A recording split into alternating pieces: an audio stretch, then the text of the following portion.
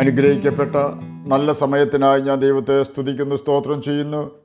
ദൈവവചനം ശ്രവിച്ചുകൊണ്ടിരിക്കുന്ന എല്ലാ ദൈവമക്കൾക്കും വീണ്ടും വരാമെന്ന് അരുളി ചെയ്തവനായ കർത്താവായ യേശു ക്രിസ്തുവിൻ്റെ തന്നെ നാമത്തിൽ ഞാൻ എൻ്റെ സ്നേഹവന്ദനം അറിയിക്കുന്നു. ഇന്നത്തെ അല്പസമയത്തെ ചിന്തയ്ക്കായി 142 സങ്കീർത്തനം 3 വാക്യം നമുക്ക് വായിക്കാം. എൻ്റെ ആത്മാവ് എൻ്റെ ഉള്ളിൽ വിഷാദിച്ചിരിക്കുമ്പോൾ നീ എൻ്റെ പാതയെ അറിയുന്നു. അനുഗ്രഹിക്കപ്പെട്ട ഒരു വേദവാക്യമാണ് നാം കേട്ടത്.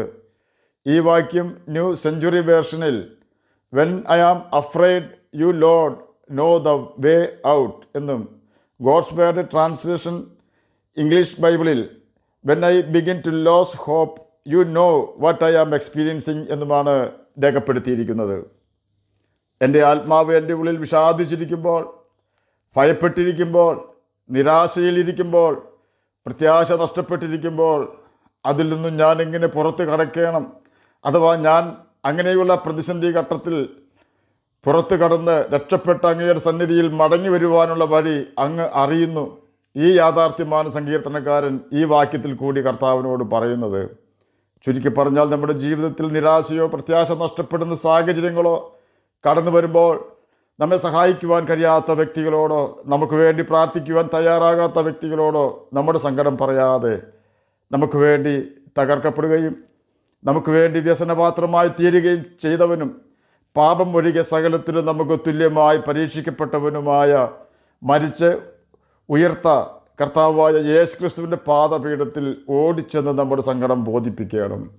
സർവ്വ ആശ്വാസവും നമ്മുടെ ഹൃദയത്തിൽ നിറയ്ക്കുവാനും ഇനി അടുത്ത സ്റ്റെപ്പ് ഇവിടെ വെക്കണമെന്ന് ബുദ്ധി ഉപദേശിച്ചു തന്ന് സഹായിക്കുവാനും കർത്താവായ യേശു ക്രിസ്തു ശക്തനാണ് എന്ന യാഥാർത്ഥ്യം നാം മറന്നു പോകരുത്. അതെ, അവനാണ് നമ്മുടെ വീണ്ടെടുപ്പുകാരനും നല്ല സ്നേഹിതനും. അവനുമായി നമുക്ക് നല്ല സ്നേഹബന്ധം സ്ഥാപിച്ചെടുക്കേണ്ടത് ഏറ്റവും അത്യാവശ്യമാണ്. 2 പേർ ഒത്തിട്ടല്ലാതെ ഒന്നിച്ച് നടക്കുവാൻ സാധിക്കുകയില്ല എന്ന് ആമോസിൻ്റെ പുസ്തകം 3-ാം അധ്യായം 3-ാം വാക്യം നമ്മെ പഠിപ്പിക്കുന്നുണ്ട്. അങ്ങനെയെങ്കിൽ പാപം ചെയ്യാത്തവനും പാപത്തെ വെറുക്കുന്നവനുമായ കർത്താവായ യേശു ക്രിസ്തുവുമായി സ്നേഹബന്ധം സ്ഥാപിക്കുവാൻ നാമും പാപം ചെയ്യാതെ ജീവിക്കേണ്ടതും പാപത്തെ വെറുക്കേണ്ടതും അത്യാവശ്യമാകുന്നു. നമുക്ക് പാപം ചെയ്യാതെ ജീവിക്കുവാനും പാപത്തെ വെറുക്കുവാൻ കഴിയണമെങ്കിൽ നിശ്ചയമായും എന്തെല്ലാമാണ് പാപമെന്നും ഏതെല്ലാം കാര്യങ്ങളാണ് യേശു വെറുക്കുന്നതെന്നും നാം മനസ്സിലാക്കിയിരിക്കണം. ഈ കാര്യങ്ങൾ നമുക്ക് കൃത്യമായി മനസ്സിലാക്കുവാൻ നിശ്ചയമായും നാം ഒരു പാപിയാണെന്ന് ആദ്യം തന്നെ നമ്മുടെ കർത്താവിനോട് ഏറ്റുപറഞ്ഞ് പാപത്തെ ഉപേക്ഷിക്കണം. നമ്മുടെ പാപ സ്വഭാവം ഉപേക്ഷിക്കുവാൻ തയ്യാറാകേണ്ടതും ആവശ്യമാണ്. നാം അതിന് യേശുവിൻ്റെ ആത്മാവിനെ ആശ്രയിച്ചാൽ പരിശുദ്ധാത്മാവ് നമുക്ക് പാപബോധം തരികയും നാം നടക്കേണ്ടുന്ന ജീവിത രീതികൾ നമ്മെ പഠിപ്പിക്കുകയും ചെയ്യും. പരിശുദ്ധാത്മാവിനെ നമ്മെ പഠിപ്പിക്കുവാൻ നാം നിശ്ചയമായും ദൈവവചനമായ ബൈബിൾ തുടക്കം മുതൽ അവസാനം വരെ തുടർച്ചയായി വായിച്ചു കൊണ്ടിരിക്കുകയും അതിൽ നാം അനുസരിക്കണമെന്ന് ദൈവം രേഖപ്പെടുത്തി വെച്ചിരിക്കുന്ന കൽപ്പനകൾ ഒരു എതിർവാദവും ഉന്നയിക്കാതെ അനുസരിക്കുകയും ചെയ്യണം. ഇപ്പോഴാണ് നാം വാസ്തവമായി യേശുവുമായി ഒത്തുപോകുവാൻ, യേശുവുമായി ഒരുമിച്ച് നടക്കുവാൻ, യേശുവുമായി ഒരുമിച്ച് ജീവിക്കുവാൻ യോഗ്യത പ്രാപിക്കുന്നത്. ഇനി നാം മറ്റു കൂട്ടുകാരുടെ വാക്കുകൾക്കല്ല, ദൈവവചനത്തിൽ കൂടി കർത്താവായ യേശു ക്രിസ്തു നമുക്ക് തരുന്ന കൽപ്പനകൾക്കാണ് പ്രാധാന്യം കൊടുക്കേണ്ടത്. അപ്രകാരം കർത്താവായ യേശു ക്രിസ്തുവിൻ്റെ ഉപദേശം കേൾക്കുകയും അനുസരിക്കുകയും ചെയ്യുവാൻ നാം തുടങ്ങുമ്പോൾ നാം അനുഭവിച്ചു കൊണ്ടിരിക്കുന്ന പ്രത്യാശ നഷ്ടപ്പെട്ട അവസ്ഥയിൽ നിന്നും യേശു നമ്മെ പ്രത്യാശയാൽ നിറയപ്പെട്ട അവസ്ഥയിലും നിരാശയിൽ നിന്നും ദൈവിക സന്തോഷത്തിലേക്കും ഭയത്തിൽ നിന്നും ധൈര്യത്തിലേക്കും നമ്മെ കൊണ്ടുവരുന്നു. നമ്മുടെ പ്രതിസന്ധികളിൽ നിന്നും പുറത്തു വരുവാനുള്ള വഴി യേശുവിന് മാത്രമേ അറിയൂ. യേശുവിനെ അറിവുള്ള ആ വഴി യേശു നമ്മെ പഠിപ്പിച്ചിട്ടുള്ളത് യോഹന്നാൻ എഴുതിയ സുവിശേഷത്തിൽ രേഖപ്പെടുത്തിയിരിക്കുന്നു. ഞാൻ എൻ്റെ പിതാവിൻ്റെ കൽപ്പനകൾ അനുസരിച്ച് അവൻ്റെ സ്നേഹത്തിൽ വസിക്കുന്നത് പോലെ, അഥവാ അത്യുന്നതൻ്റെ മറവിലും സർവശക്തൻ്റെ നിഴലിലും താമസിക്കുന്നത് പോലെ നിങ്ങൾ എൻ്റെ കൽപ്പനകൾ അനുസരിച്ചാൽ എൻ്റെ സ്നേഹത്തിൽ അഥവാ എൻ്റെ മറവിലും എൻ്റെ നിഴലിലും താമസിക്കും, അഥവാ വസിക്കും. യോഹന്നാൻ എഴുതിയ സുവിശേഷം 15-ാം അധ്യായം 10-ാം വാക്യവും 91-ാം സങ്കീർത്തനം 1-ാം വാക്യവുമാണ് നാം ഇപ്പോൾ കേട്ടത്.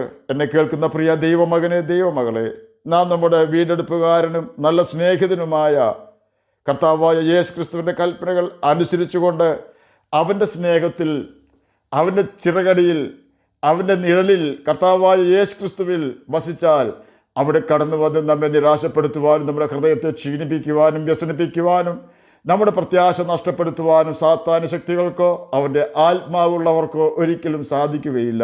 ആകയാൽ നമുക്ക് ബൈബിൾ വായിക്കുകയും അതിലെ ദൈവകൽപ്പനകൾ അനുസരിക്കുകയും ചെയ്തുകൊണ്ട് യേശുവിൻ്റെ ആത്മാവിനെ പ്രാപിക്കുകയും നിത്യജീവൻ അവകാശികളായി തീരുകയും ചെയ്യാം. കർത്താവ് അതിന് നമ്മെ സഹായിക്കട്ടെ എന്ന് പ്രാർത്ഥിച്ചുകൊണ്ട് ഞാൻ എൻ്റെ വാക്കുകളിൽ നിന്ന് വിരമിക്കുന്നു. നമുക്ക് പ്രാർത്ഥിക്കാം.